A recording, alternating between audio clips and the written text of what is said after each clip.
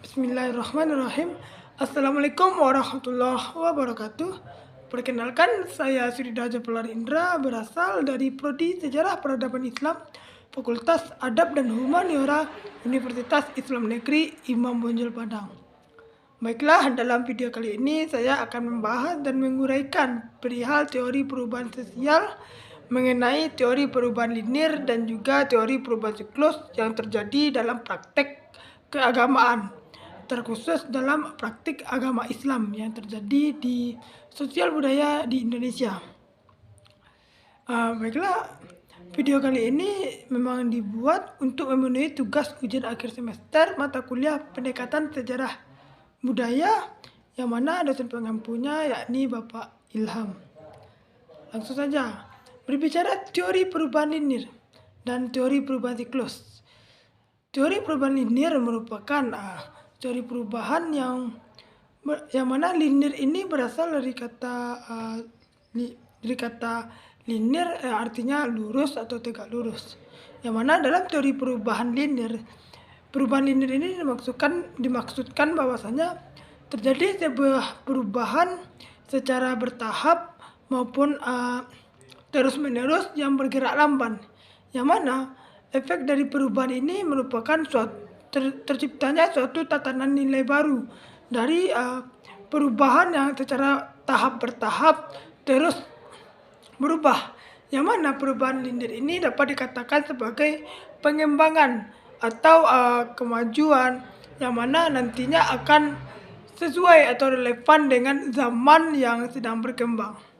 Oleh sebab itu, perubahan linear ini menciptakan sebuah tatanan nilai baru, atau bahasanya itu tatanan nilai yang telah berkembang mengikuti alur atau perkembangan sesuai dengan relevansi pada zamannya nanti. Apa saja bentuk atau contoh teori perubahan linear yang terjadi dalam praktik keagamaan?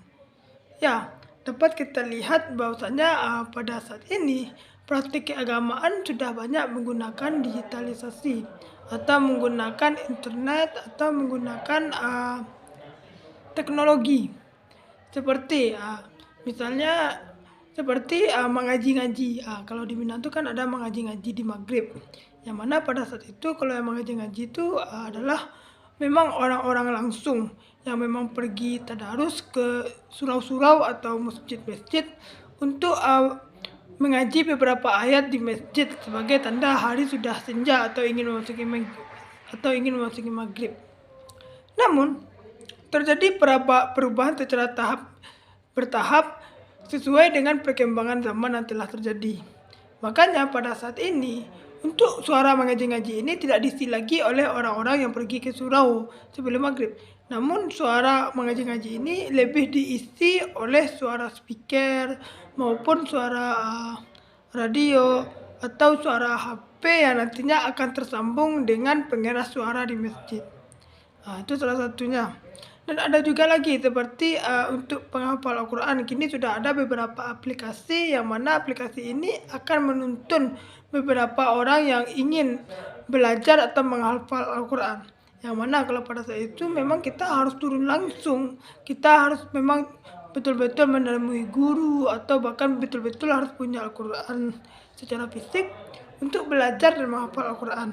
Namun pada era saat ini, karena terjadi sebuah perubahan dari era sebelumnya, terjadi sebuah perubahan secara bertahap, dan sekarang kita berada di zaman digital, di zaman teknologi atau internet segalanya. Makanya dalam praktik keagamaan seperti menghafal dan Al-Quran ini juga sudah mulai bergeser ke digitalisasi atau penggunaan modernisasi. Makanya kita banyak menemukan bahasanya ada panduan Al-Quran secara digital, panduan Al-Quran secara online, dan aplikasi-aplikasi penunjang lainnya. Dan banyak hal lagi yang mana pada intinya terjadi perubahan dari manual hingga menggunakan digitalisasi atau teknologi sesuai dengan perubahan zaman. Yang mana itu terjadi memang secara bertahap dan menjadi suatu tatanan atau budaya baru yang merupakan pengembangan atau perkembangan dari era sebelumnya. Itu dia perubahan linear. Sedangkan perubahan siklus, yang mana secara bahasa siklus itu artinya berputar-putar atau bersiklus, ada alurnya nanti kembali lagi ke sana.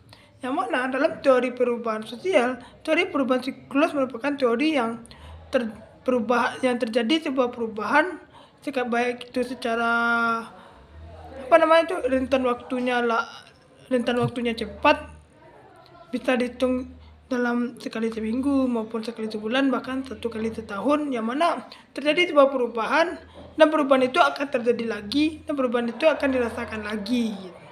Seperti apa? Seperti kita lihat suasana di bulan Ramadan, yang mana bulan Ramadan itu terjadi 1 kali 1 tahun, dan di setiap bulan Ramadan itu terjadi sebuah tatanan atau perubahan baru atau hal-hal yang berbeda pada hari biasanya. Seperti jika hari biasanya tuh semua berjalan dengan normal, namun di bulan puasa seperti dunia kerja akan dipotong, waktu jam kerja, waktu jam sekolah akan dipotong, dan akan banyak kita menemukan pasar-pasar takjil dan suasana malamnya yang berbeda. Yang mana setelah habisnya bulan Ramadan ini situasi atau keadaan sosial itu akan kembali normal seperti biasanya. Namun jika kembali lagi atau menemukan bulan Ramadan berikutnya, akan terjadi siklus kembali, bahwasanya akan terjadi suasana yang terjadi pada bulan Ramadan sebelumnya. Jadi itu menggambarkan bahwasanya perubahan suasana atau kondisi sosial budaya pada bulan Ramadan ini merupakan salah satu perubahan yang terjadi dalam perubahan siklus yang ada dalam pendekatan budaya. Jadi itu dia yang disebut dengan perubahan siklus. Dan ada juga seperti beberapa acara-acara bulanan atau acara-acara mingguan yang berbicara tentang ada hal yang berubah, namun setelah itu dia akan kembali normal dan kita akan menemukan lagi hal itu akan kembali, yang mana ini disebut dengan sebuah siklus. Makanya dalam teori perubahan budaya ini disebut dengan teori perubahan siklus. Baiklah, mungkin itu saja pembahasan saya mengenai teori perubahan linear dan teori perubahan siklus yang terjadi dalam lingkup teori perubahan sosial. Mohon maaf bila ada kekurangan dan kesalahan kata. Akhir kalam, wassalamualaikum warahmatullahi wabarakatuh.